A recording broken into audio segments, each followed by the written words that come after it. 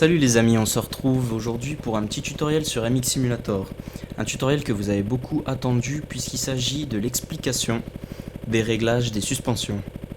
Donc dans un premier temps, je vais vous montrer en allant dans mes suspensions que j'ai tout mis en fait à 50, à part les réglages du dessous. Et juste pour bien que vous compreniez que ce ne sont pas les setups qui font tout dans ce jeu. Parce que là, donc en étant tout à moitié, c'est-à-dire que j'ai les suspensions relativement molles. Et là, je suis sur un circuit de Supercross, c'est le round 7 du championnat australien. Et voilà, on peut voir que les enchaînements passent. Alors, ça passe quand même moins bien qu'habituellement, parce qu'en plus, donc, étant réglé souple, j'ai tendance à prendre des coups de raquette, etc. Mais ça n'empêche que voilà, c'est possible de jouer, c'est possible de faire un chrono. Donc il faut bien comprendre, je dis ça surtout pour les débutants, que dans MX Simulator, c'est une simulation, donc les réglages sont importants, mais à petit niveau, c'est quand même pas une priorité. Je vais mettre ça pour pouvoir reculer. Voilà.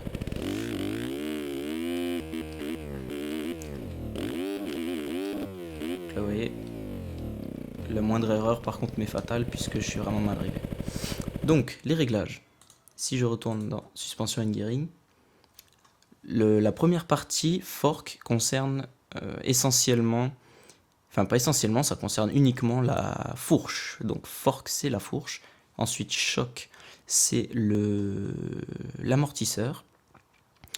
Countershaft sprocket, il s'agit du pignon de sortie de boîte. Rear sprocket c'est la couronne, donc à l'arrière. Et ensuite là c'est plus de la suspension en fait. On verra un petit peu plus tard de quoi il s'agit. Alors, le premier réglage, fork high speed compression damping. Donc déjà vous voyez qu'il y a marqué high speed et en dessous low speed pour le réglage compression et rebound. Tout simplement, en fait, ces réglages compression damping high speed, c'est la compression rapide, c'est-à-dire que c'est le réglage de compression pas à haute vitesse, mais quand la fourche fait des mouvements rapides.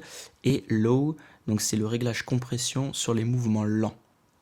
Donc voilà, par exemple, si vous faites un gros cours sur un gros saut, la fourche va s'enfoncer rapidement, donc ça va être le high speed. Et sur une section de whoops, par exemple, ça va plutôt être le low speed.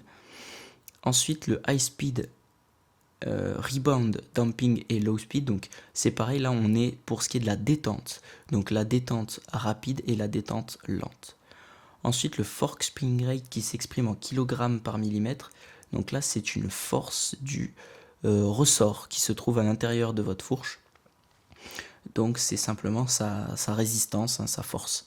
On sait qu'il y a des ressorts qui sont plus ou moins durs selon si vous faites du motocross, du supercross, etc.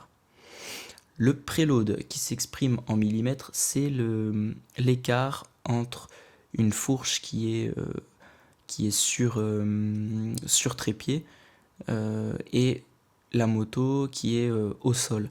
Donc si vous êtes pilote dans la vraie vie, vous savez quand vous venez d'acheter une moto, on doit faire sa précharge. Donc le preload, c'est la précharge. Ensuite, fork oil level, c'est simplement la quantité d'huile qui se trouve dans la fourche. Ensuite, on passe à l'amortisseur. Ben, c'est simple, c'est exactement pareil, à peu de choses près. On a la compression rapide. Ensuite, on a la compression lente. On a la détente rapide, la détente lente. Le spring rate qui s'exprime toujours en kilogrammes par millimètre, donc c'est la force du ressort.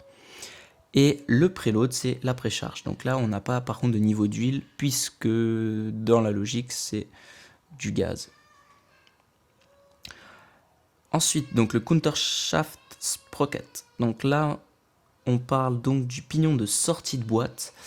Et si on prend l'exemple d'un vélo, plus on a un pignon petit, plus on va tirer court. Donc, c'est-à-dire que Si je mets à -2, je suis au plus court, donc à 11 dents. On voit que ça s'exprime en dents. Teeth, c'est dents en anglais. Donc là, le plus petit que je peux avoir, c'est un pignon de 11 dents jusqu'à 15 dents. Donc moi, je suis en -1, donc je suis en 12 dents pour le pignon. Et rear sprocket, donc la couronne, je suis en 51 dents, plus 1. Donc on peut aller de 48 à 52 dents. Ensuite, pour le rider vertical spring damping et rider forward spring damping. Donc ça, en fait, ces réglages-là, il s'agit de la vitesse à laquelle le pilote va s'asseoir et se lever pour le premier réglage. Et ici, forward va se pencher d'avant en arrière quand vous, tout simplement avec votre joystick, quand vous déplacez le joueur. Ensuite, rider mass distribution. Il s'agit, alors, on a longtemps cru que c'était la position du pilote sur la selle, que ce soit plus en avant ou plus en arrière, mais a priori, en fait, il s'agit du centre de gravité. Donc le mass distribution, ce serait plutôt pour déplacer le centre de gravité. A priori, si vous jouez en 2 joysticks, donc c'est-à-dire un joystick pour contrôler gauche-droite et un second pour contrôler d'avant en arrière, il est préférable de mettre un réglage inférieur, parce que dans les virages, vous allez vous-même pencher en avant. Moi, je joue sur un seul joystick, ce qui fait que dans un virage, si je penche en avant, j'ai tendance du coup à trop tourner, puisque c'est assez sensible. Donc je suis plutôt vers l'arrière à 0,45. Dans le chat, si je tape la commande toggle graph, donc TOGGLEGRAPH, précédé d'un slash, je peux faire apparaître un graphique sur la TH, sur l'affichage TT haute. Et là, on voit tout plein d'informations. Donc, je vais me mettre un cours et je vais mettre pause à ce moment-là. Voilà. Je vais laisser passer un peu de temps qu'on voit. Voilà. Le graphique de gauche montre la fourche et le graphique de droite montre l'amortisseur. Ces graphiques vous servent à régler justement vos suspensions. On peut voir qu'on a en vert tout ce qui concerne les réglages lents, en rouge ce qui concerne les réglages rapides, et en blanc donc la position de la fourche. Cela va nous aider à tout simplement à régler, puisque par exemple on voit dans ma compression rapide, que ce soit pour l'amortisseur ou pour la fourche, que j'atteins jusqu'en haut, c'est-à-dire que je vais en buter. Donc je vais aller dans Bike Setup, Suspension and Gearing, et là je vais durcir tout simplement ma compression. Donc je vais la durcir beaucoup, on va mettre à 90 pour les deux. Et on va refaire le même test pour voir la différence.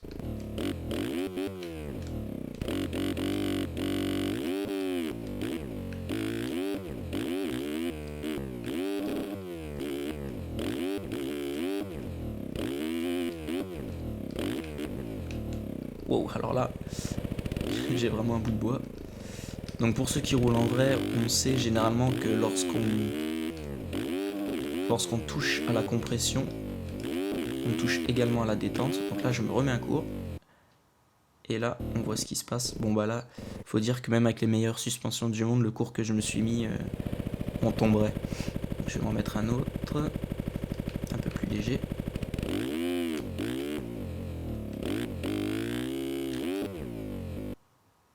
Voilà.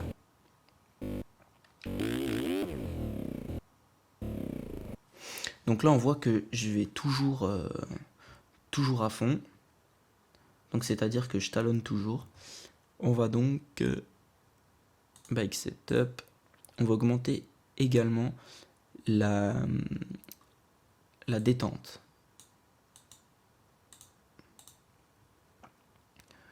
On a également notre... Alors, du coup, si je serre à fond et que j'arrive quand même à talonner, c'est qu'on a un ressort trop mou, fatalement.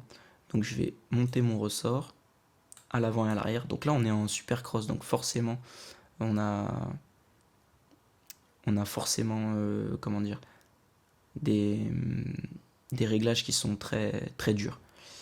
Le préload, donc la précharge, c'est-à-dire que si ma moto est dure, je vais avoir peu d'espace entre, entre quand la moto est sur la béquille ou non. Donc ici mon préload, je vais le baisser aussi. Et donc mon ressort, on l'a mis assez dur. Par contre, on va le mettre la même force à l'avant qu'à l'arrière. Voilà. Et on va retenter l'expérience.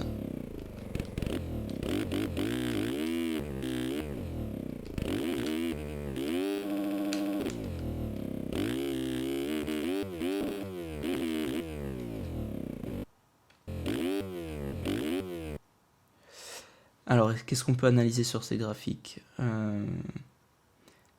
Pas grand chose. En fait, comme je vous disais dans la vidéo où j'allais donner comment dire, où j'allais faire un tuto sur la stabilité, on a vraiment du mal avec ces graphiques à avoir quelque chose de concret. Là, si je retourne, en fait, je vais même, pour être honnête avec vous, je vais charger mes setups. Read setup 2015 1231 SX.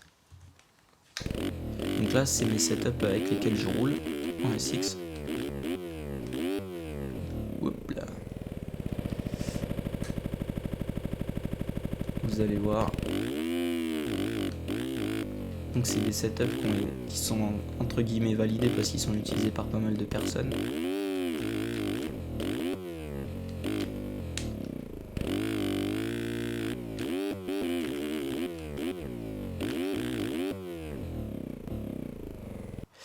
Donc on peut voir sur tous les pics durant la section, en fait, à part le gros cours que je viens de me mettre, c'était assez propre comme roulage, mais à chaque fois on voit que le graphique va vraiment de haut en bas. Donc le graphique nous aide à la limite pour le réglage de la compression lente, mais pour la compression rapide on n'y est pas vraiment.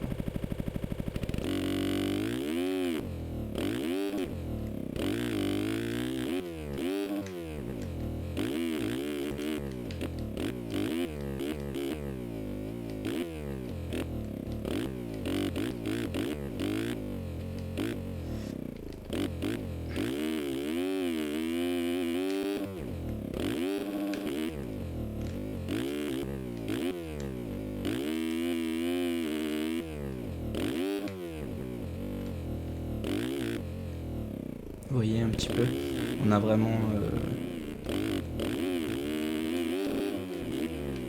d'après le graphique on talonnerait tout le temps alors que j'ai une moto qui est relativement stable.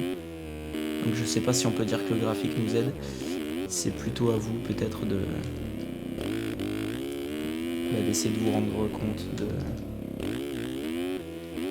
des réactions de la moto, de regarder vos démos pour pouvoir faire tourner la caméra autour et voir si ça bouge ou non.